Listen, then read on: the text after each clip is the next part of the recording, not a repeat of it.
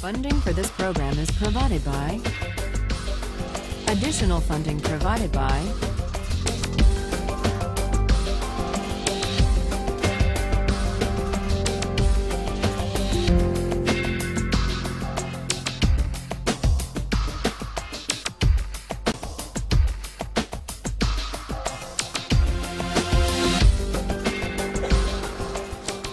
Now we turn to the hardest philosopher we're going to read in this course. Today we turn to Immanuel Kant, who offers a different account of why we have a categorical duty to respect the dignity of persons and not to use people as means merely, even for good ends. Kant excelled at the University of Königsberg at the age of 16. At the age of 31, he got his first job as an unsalaried lecturer paid on commission based on the number of students who showed up at his lectures. This is a sensible system that Harvard would do well to consider.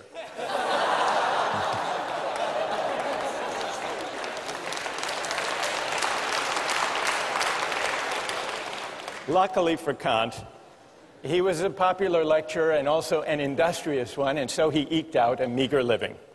It wasn't until he was 57 that he published his first major work. But it was worth the wait.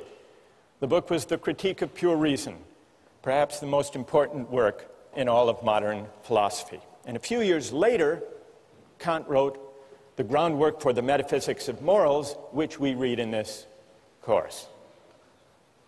I want to acknowledge, even before we start, that Kant is a difficult thinker.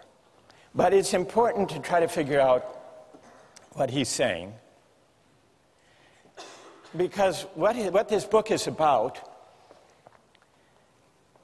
is, well, it's about what the supreme principle of morality is, number one, and it's also, it gives us an account, one of the most powerful accounts we have, of what freedom really is.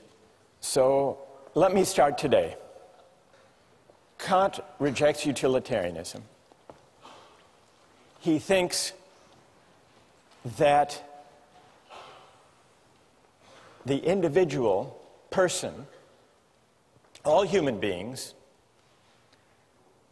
have a certain dignity that commands our respect. The reason the individual is sacred, or the bearer of rights according to Kant, doesn't stem from the idea that we own ourselves, but instead from the idea that we are all rational beings. We're all rational beings, which simply means that we are beings who are capable of reason. We are also autonomous beings, which is to say that we are beings capable of acting and choosing freely. Now, this capacity for reason and freedom isn't the only capacity we have. We also have the capacity for pain and pleasure, for suffering and satisfaction. Kant admits the utilitarians were half right. Of course, we seek to avoid pain, and we like pleasure. Kant doesn't deny this. What he does deny is Bentham's claim that pain and pleasure are our sovereign masters. He thinks that's wrong. Kant thinks that it's our rational capacity that makes us distinctive, that makes us special, that sets us apart from and above mere animal existence. It makes us something more than just physical creatures with appetites. Now, we often think of freedom as simply consisting in doing what we want, or in the absence of obstacles to getting what we want. That's one way of thinking about freedom. But this isn't Kant's idea of freedom. Kant has a more stringent, demanding notion of what it means to be free. And though it's stringent and demanding, if you think it through, it's actually pretty persuasive. Kant reasons as follows. When we, like animals, seek after pleasure, or the satisfaction of our desires, or the avoidance of pain, when we do that, we aren't really acting freely. Why not? We're really acting as the slaves of those appetites and impulses. I didn't choose this particular hunger or that particular appetite. And so when I act to satisfy it, I'm just acting according to natural necessity. And for Kant, freedom is the opposite of necessity. There was an advertising slogan for the soft drink Sprite a few years ago. The slogan was, "Obey your thirst." There's a Kantian insight buried in that Sprite advertising slogan. That, in a way, is Kant's point. When you go for Sprite or Pepsi, you might think that you're choosing freely, Sprite versus Pepsi, but you're actually obeying something, a thirst, or maybe a desire manufactured or massaged by advertising. You're obeying a prompting that you yourself haven't chosen or created. And here, it's worth noticing Kant's specially demanding idea of freedom. What way of acting, how can my will be determined if not by the promptings of nature or my hunger or my appetite or my desires? Kant's answer, to act freely, is to act autonomously. And to act autonomously is to act according to a law that I give myself, not according to the physical laws of nature or to the laws of cause and effect, which include my desire to eat or to drink or to choose this food in a restaurant over that. Now, what is the opposite? What is the opposite of autonomy? For Kant, he invents a special term to describe the opposite of autonomy. Heteronomy is the opposite of autonomy. When I act heteronomously, I'm acting according to an inclination or a desire that I haven't chosen for myself. So freedom as autonomy is the specially stringent idea that Kant insists on. Now, why is autonomy the opposite of acting heteronomously or according to the dictates of nature? Kant's point is that nature is governed by laws, laws of cause and effect, for example. Suppose you drop a billiard ball. It falls to the ground. We wouldn't say the billiard ball is acting freely. Why not? It's acting according to the law of nature, according to the laws of cause and effect, the law of gravity. And just as he has an unusually demanding and stringent conception of freedom, freedom as autonomy, he also has a demanding conception of morality. To act freely is not to choose the best means to a given end. It's to choose the end itself for its own sake. And that's something that human beings can do and that billiard balls can't. Insofar as we act on inclination or pursue pleasure, we act as means to the realization of ends given outside us. We are instruments rather than authors of the purposes we pursue. That's the heteronymous determination of the will. On the other hand, insofar as we act autonomously, according to a law we give ourselves, we do something for its own sake, as an end in itself. When we act autonomously, we cease to be instruments to purposes given outside us. We become, or we can come to think of ourselves, as ends in ourselves. This capacity to act freely, Kant tells us, is what gives human life its special dignity. Respecting human dignity means regarding persons not just as means, but also as ends in themselves. And this is why it's wrong to use people for the sake of other people's well-being or happiness. This is the real reason, Kant says, that utilitarianism goes wrong. This is the reason it's important to respect the dignity of persons and to uphold their rights. So even if there are cases, remember John Stuart Mill said, well, in the long run, if we uphold justice and respect the dignity of persons, we will maximize human happiness. What would Kant's answer be to that? What would his answer be?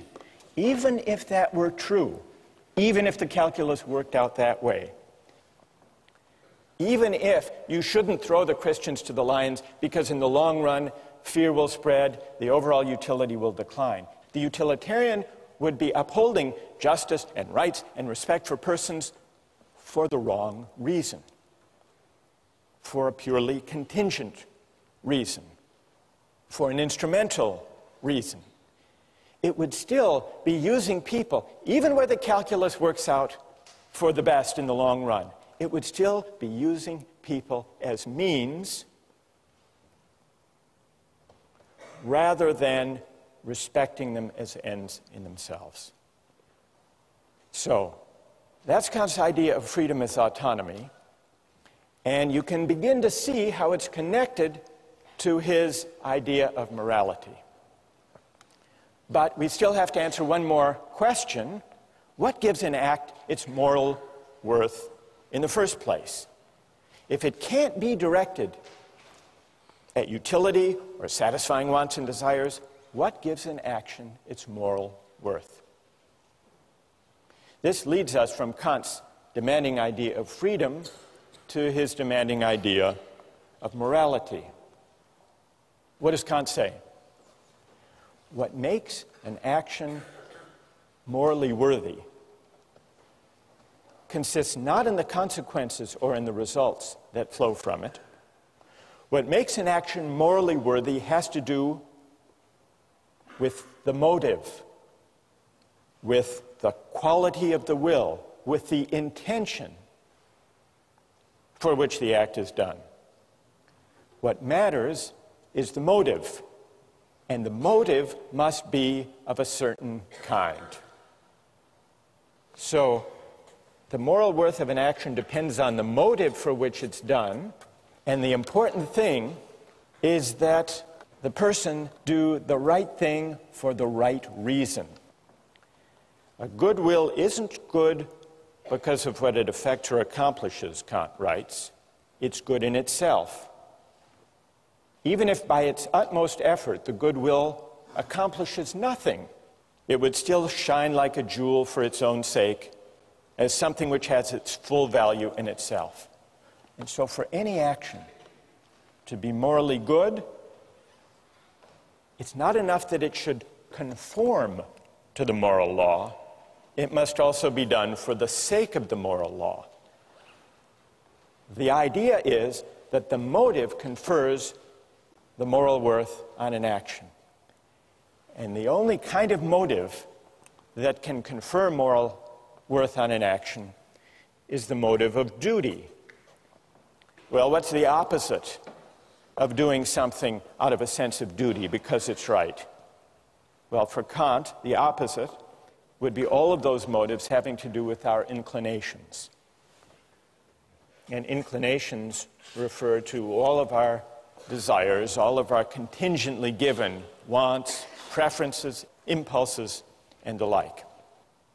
Only actions done for the sake of the moral law, for the sake of duty, only these actions have moral worth.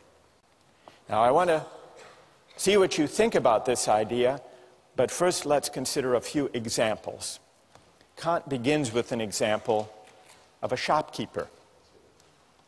He wants to bring out the intuition and make plausible the idea that what confers moral worth on an action is that it be done because it's right. He says, suppose there's a shopkeeper and an inexperienced customer comes in.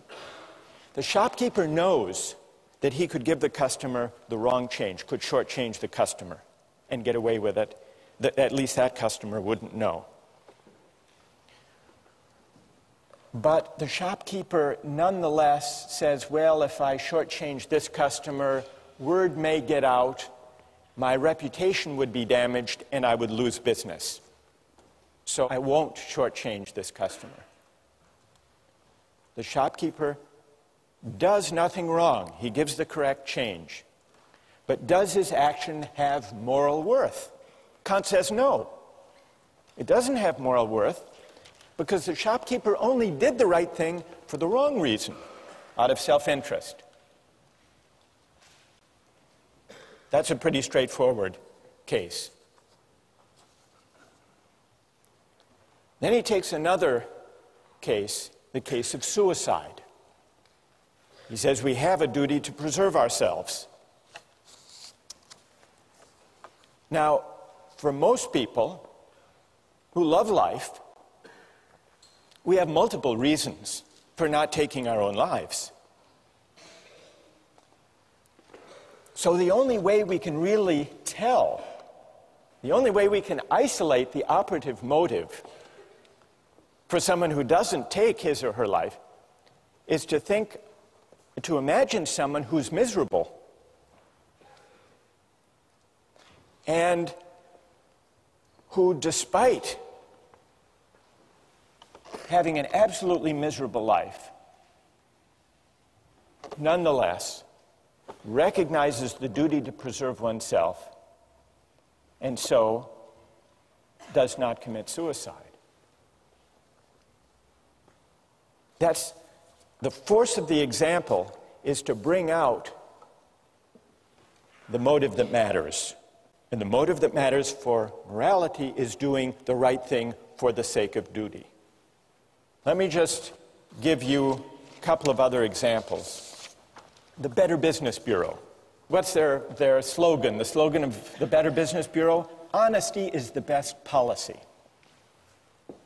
It's also the most profitable. This is the Better Business Bureau's full-page ad in the New York Times. Honesty.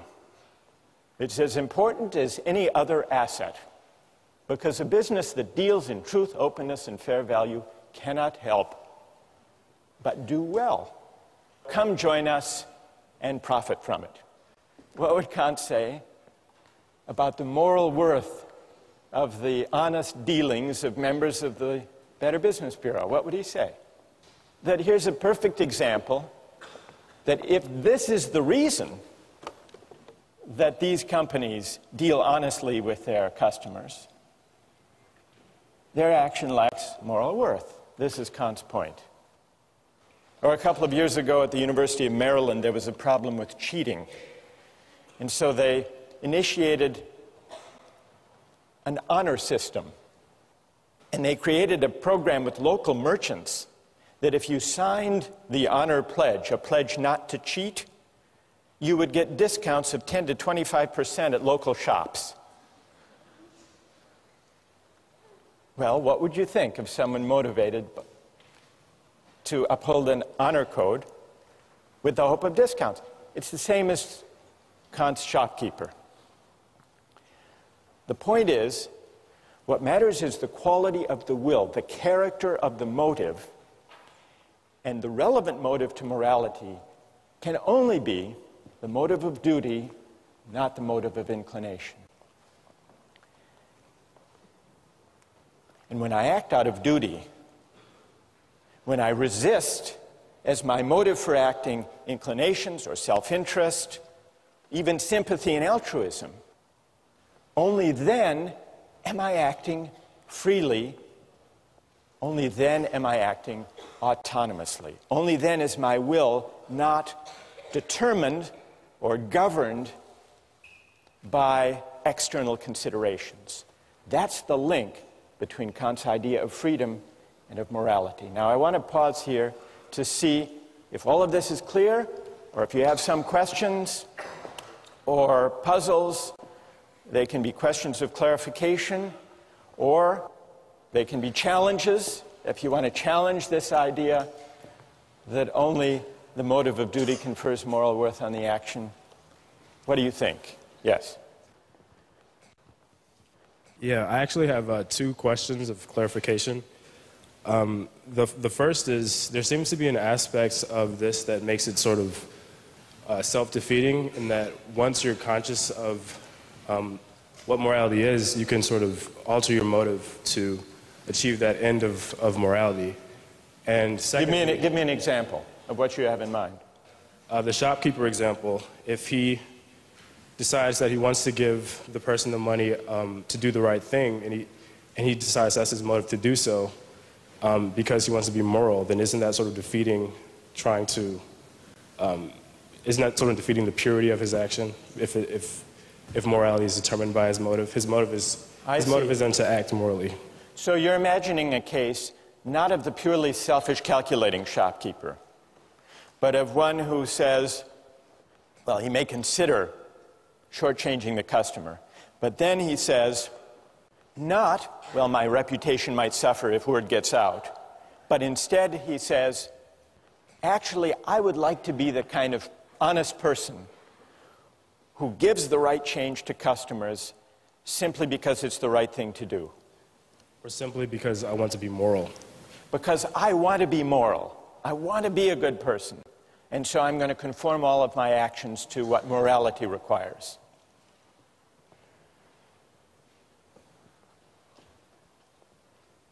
It's a subtle point. It's a good question. Kant does acknowledge, you're pressing Kant on an important point here. Kant does say there has to be some incentive to obey the moral law. It can't be a self-interested incentive. That would defeat it by definition. So he speaks of a different kind of incentive from an inclination. He speaks of reverence for the moral law. So if that shopkeeper says, I want to develop a reverence for the moral law, and so I'm going to act, and so I'm going to do the right thing, then I think he's there. He's there as far as Kant's concerned. Because he's formed his motive, his will is conforming to the moral law once he sees the importance of it. So it would count. It would count. All right, and then secondly, very quickly, what stops morality from becoming completely objective in this point? What stops morality from becoming completely subjective? Yeah, like how can, if morality is completely determined by your morals, then how can you apply this, or how can it be enforced? That's also a great question. What's your name? My name is Amadi. Amadi? Yeah. All right. If acting morally means acting according to a moral law out of duty, and if it's also to act freely in the sense of autonomously, it must mean that I'm acting according to a law that I give myself. That's what it means to act autonomously. Amadi is right about that. But that does raise a really interesting question. If acting autonomously means acting according to a law I give myself, That's how I escape the chain of cause and effect and the laws of nature. What's to guarantee that the law I give myself when I'm acting out of duty is the same as the law that Amadi is giving himself, and that each of you gives yourselves? Well, here's the question. How many moral laws, from Kant's point of view, are there in this room? Are there 1,000, or is there one? He thinks there's one, which in a way does go back to this question, all right, what is the moral law? What does it tell us? So what guarantees? It sounds like it, to act autonomously is to act according to one's conscience, according to a law one gives oneself. But what guarantees that if we all exercise our reason, we will come up with one and the same moral law? That's what Amadi wants to know. Here's Kant's answer. The reason that leads us to the law we give ourselves as autonomous beings is a reason, it's a kind of practical reason that we share as human beings. It's not idiosyncratic. The reason we need to respect the dignity of persons is that we're all rational beings. We all have the capacity for reason, and it's the exercise of that capacity for reason which exists undifferentiated in all of us that makes us worthy of dignity, all of us. And since it's the same capacity for reason, unqualified by particular autobiographies and life circumstances, it's the same universal capacity for reason that delivers the moral law. It turns out that to act autonomously is to act according to a law we give ourselves, exercising our reason, but it's the reason we share with everyone as rational beings, not the particular reasons we have given our upbringings, our particular values, our particular interests. It's pure practical reason, in Kant's terms, which legislates a priori, regardless of any particular contingent or empirical ends. Well, what moral law would that kind of reason deliver? What is its content? To answer that question, you have to read the groundwork, and we'll continue with that question next time.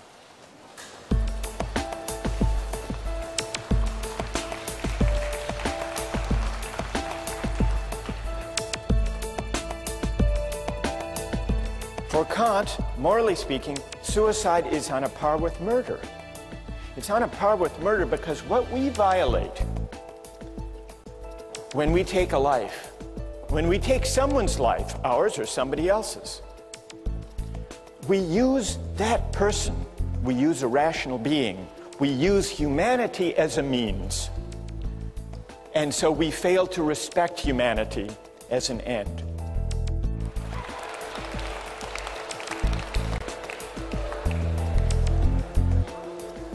Today we turn back to Kant. Before we do, remember, this is the week by the end of which all of you will basically get Kant, figure out what he's up to. You're laughing. No, it will happen.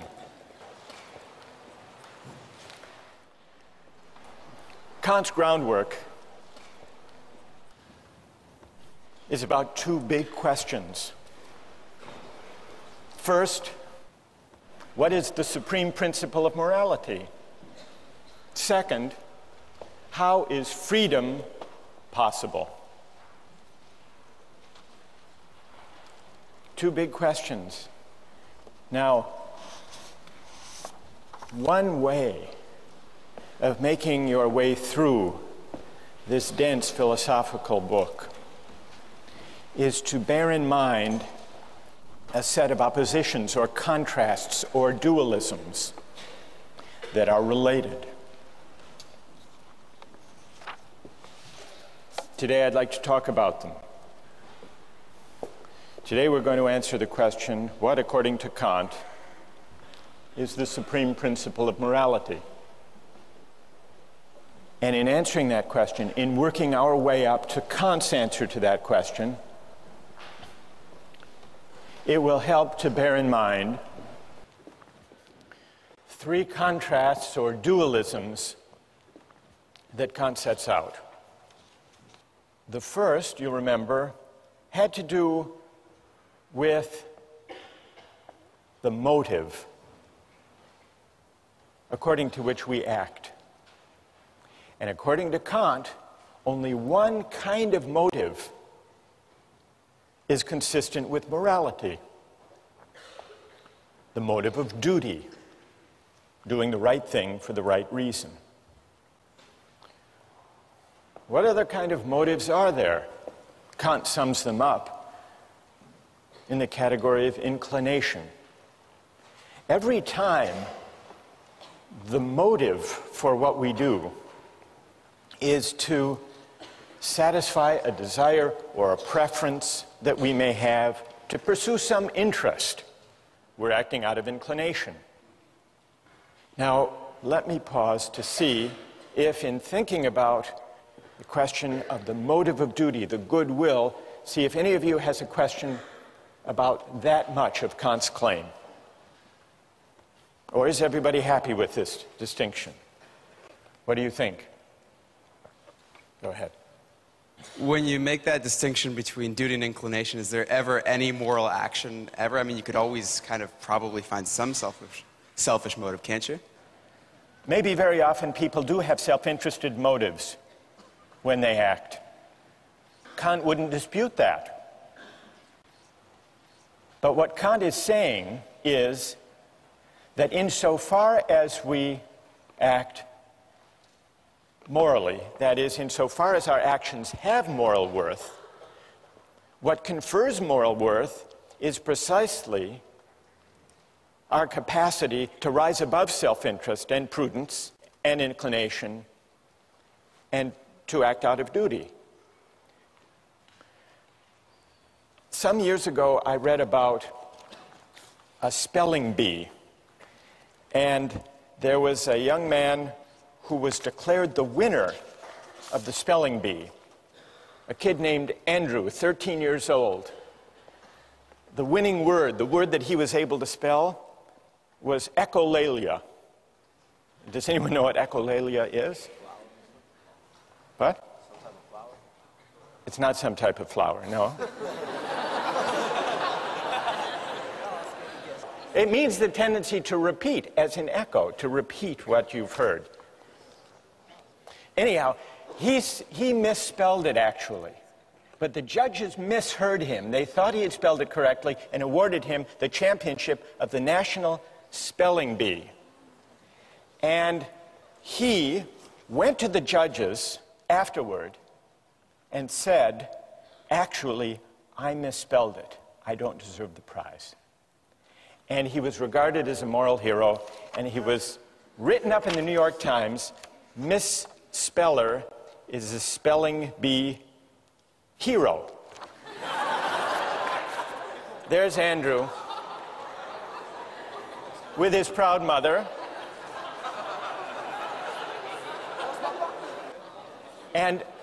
But when he was interviewed afterwards, listen to this, when he was interviewed afterwards, he said, quote, "The judges said I had a lot of integrity."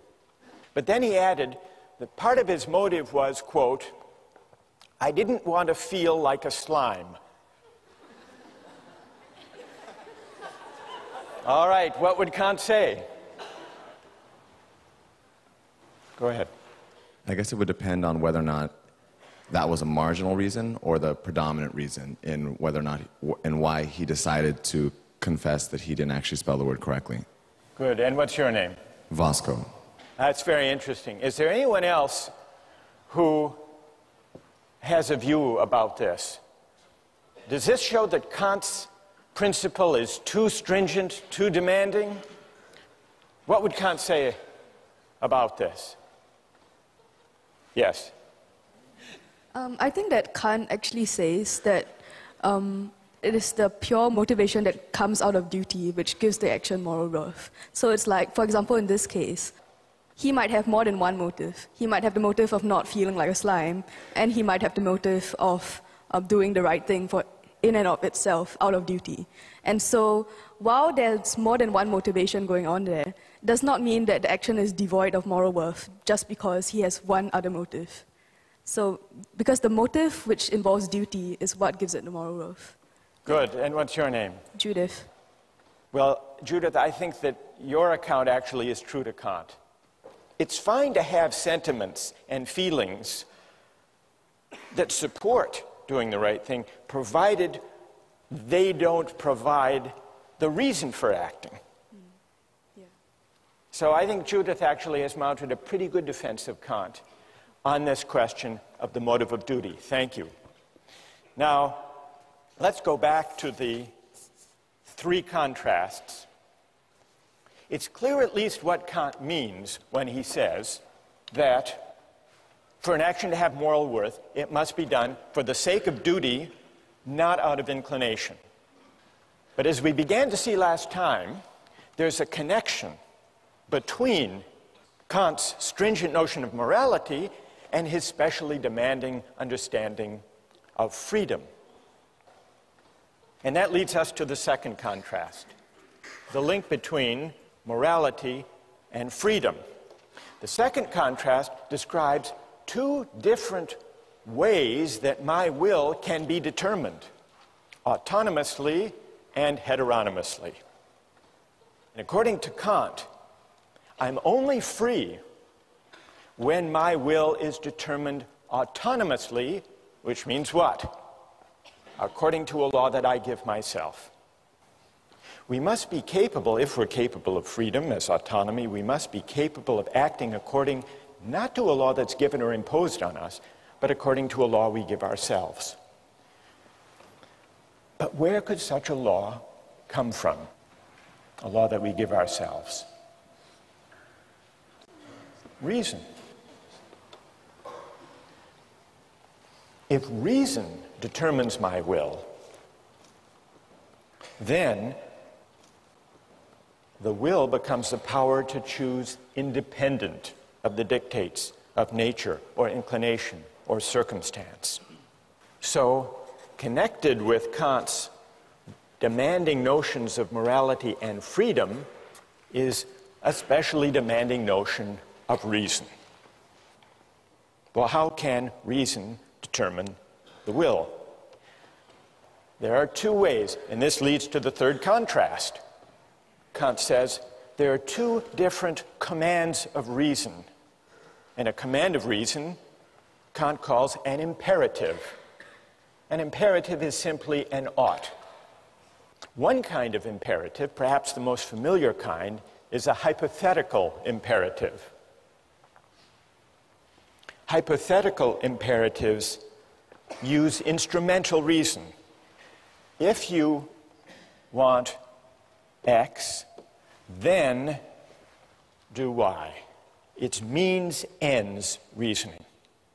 If you want a good business reputation, then don't shortchange your customers, word may get out. That's a hypothetical imperative. If the action would be good solely as a means to something else, Kant writes the imperative is hypothetical. If the action is represented as good in itself, and therefore as necessary for a will which of itself accords with reason, then the imperative is categorical. That's the difference between a categorical imperative and a hypothetical one. A categorical imperative commands categorically, which just means without reference to or dependence on any further purpose. And so you see the connection among these three parallel contrasts. To be free in the sense of autonomous, requires that I act not out of a hypothetical imperative, but out of a categorical imperative. And so you see, by these three contrasts, Kant reasons his way, brings us up to his derivation of the categorical imperative. Well, this leaves us one big question. What is the categorical imperative? What is the supreme principle of morality? What does it command of us? Kant gives three versions, three formulations of the categorical imperative. I want to mention two and then see what you think of them. The first version, the first formula, he calls the formula of the universal law. Act only on that maxim whereby you can at the same time will that it should become a universal law. And by maxim, what does Kant mean?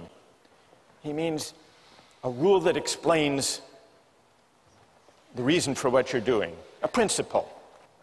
For example, promise keeping. Suppose I need money, I need $100, desperately. And I know I can't pay it back anytime soon. I come to you and make you a promise, a false promise, one I know I can't keep. Please give me $100 today, lend me the money, I will repay you next week. Is that consistent with the categorical imperative, that false promise? Kant says no. And the test, the way we can determine that the false promise is at odds with the categorical imperative is try to universalize it. Universalize the maxim upon which you're about to act. If everybody made false promises when they needed money, then nobody would believe those promises. There would be no such thing as a promise. And so there would be a contradiction. The maxim, universalized, would undermine itself. That's the test. That's how we can know that the false promise is wrong. Well, what about the formula of the universal law? You find it persuasive?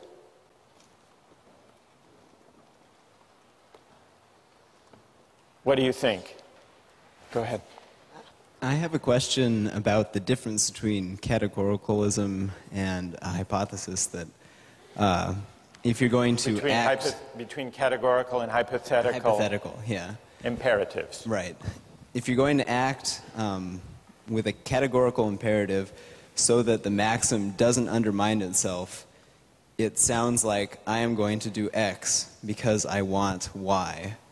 I am going to not lie in dire need because I want the world to function in such a way that promises are kept. I don't want to liquidate the practice of promises. Right. It sounds like justifying a means by an end. It seems like an instance of consequentialist reasoning, you're saying. Right. And what's your name? Tim. Tim. Well, Tim, John Stuart Mill agreed with you. He made this criticism of Kant. He said, if I universalize the maxim and find that the whole practice of promise-keeping would be destroyed if universalized, I must be appealing somehow to consequences. Right. If that's the reason not to tell a false promise. So John Stuart Mill agreed with that criticism against Kant. But John Stuart Mill was wrong. You're in good company, though. You're in good company, Tim. Kant is often read, as Tim just read him, as appealing to consequences.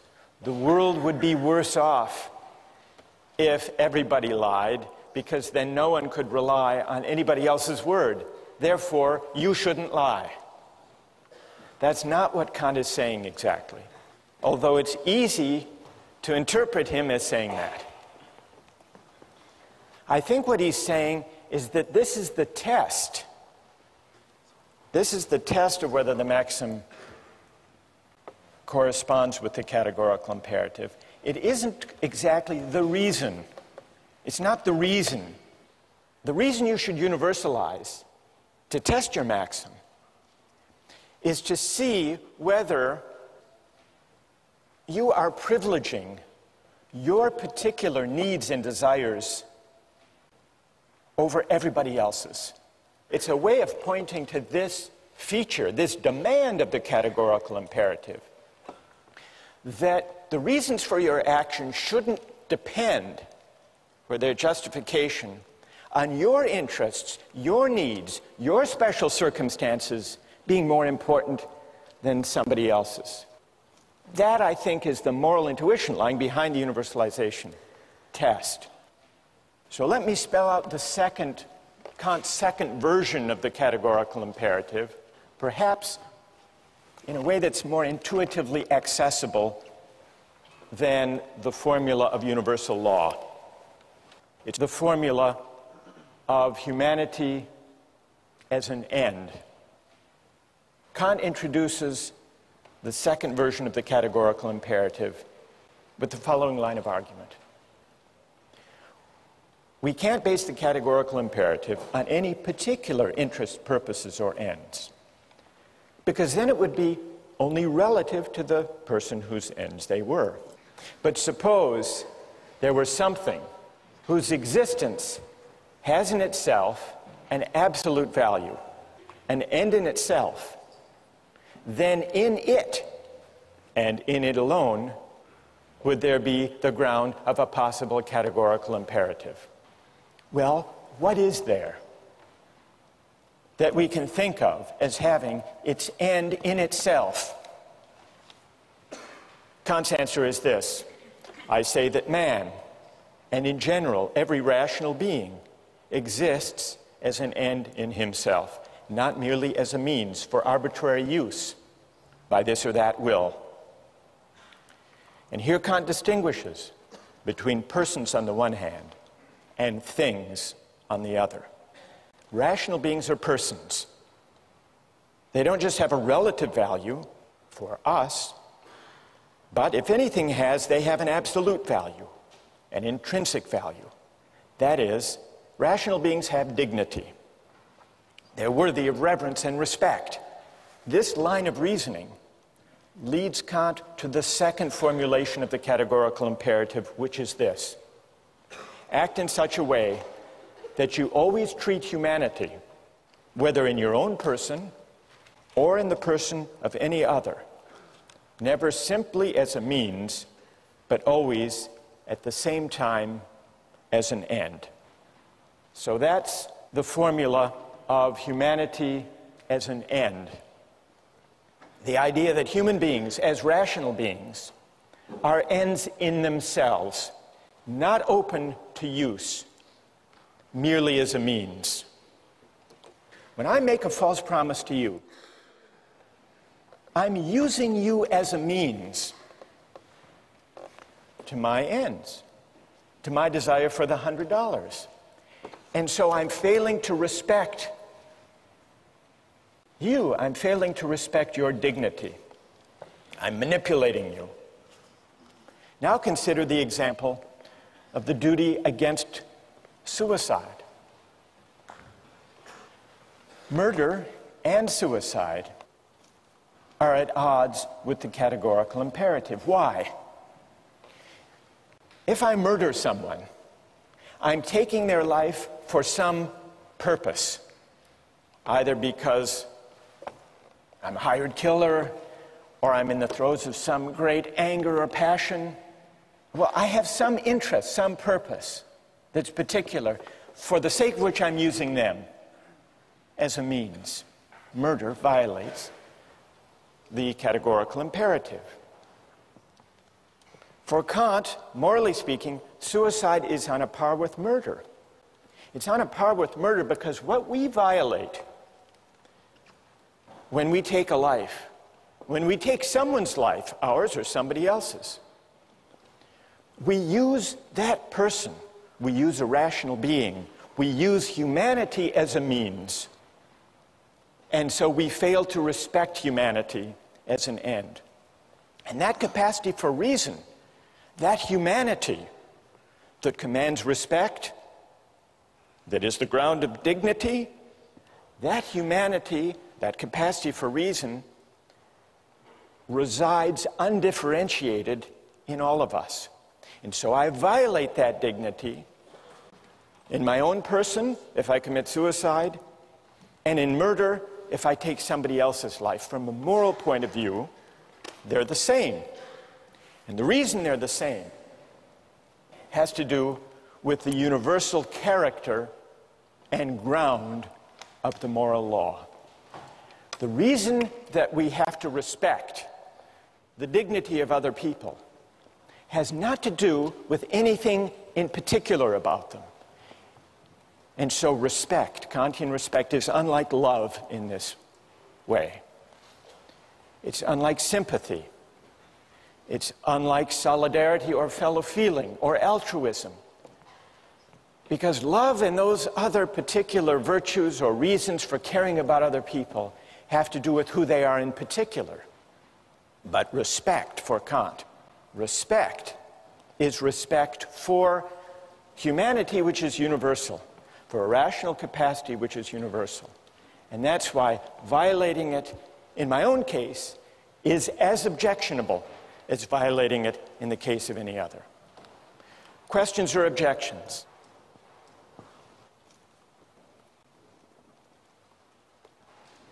Go ahead. I guess I'm somewhat worried about Kant's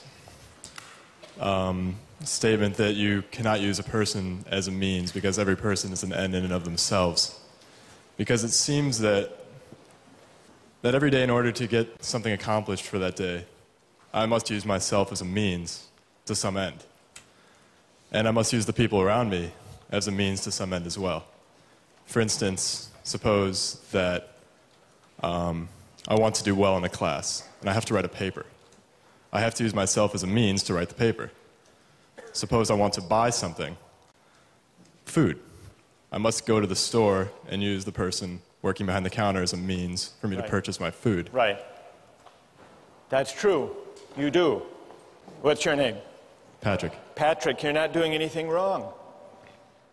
You're not violating the categorical imperative when you use other people as means. That's not objectionable, provided when we deal with other people for the sake of advancing our projects and purposes and interests, which we all do, provided we treat them in a way that is consistent with respect for their dignity. And what it means to respect them is given by the categorical imperative. Are you persuaded? Do you think that Kant has given a compelling account, a persuasive account of the supreme principle of morality? Reread the groundwork, and we'll try to answer that question next time.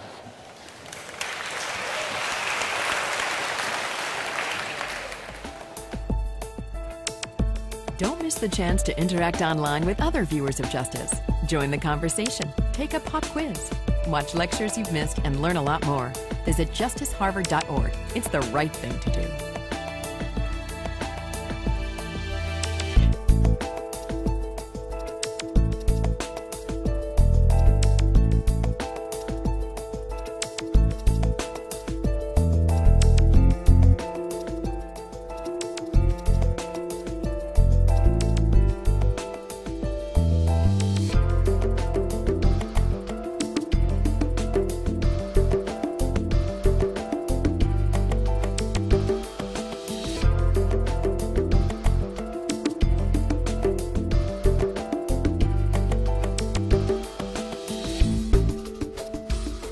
Funding for this program is provided by... Additional funding provided by